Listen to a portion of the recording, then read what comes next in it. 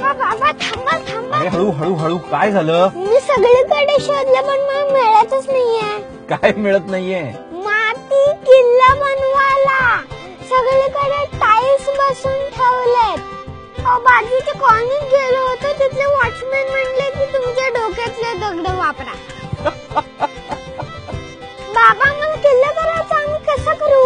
अरे एवढंच ना, तू टीव्ही आणि व्हिडिओ गेम पेक्षा किल्ला करणार असेल तर मी तुला सगळं आणून देतो. हा, प्रॉमिस? प्रॉमिस. दगड, माती, चित्र सगळं आणलंय बर का. आता मोठा किल्ला करा बर का तुम्ही सगळे.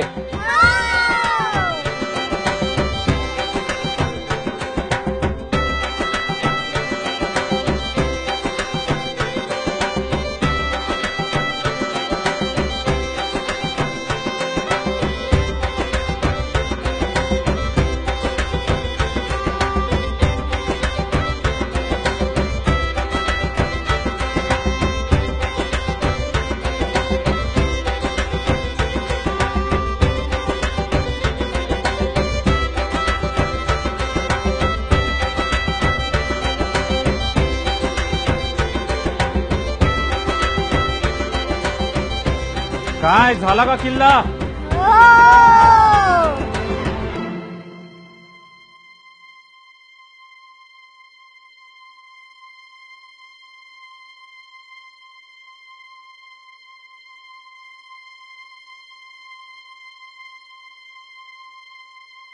अरे असा का केलात किल्ला तुम्ही?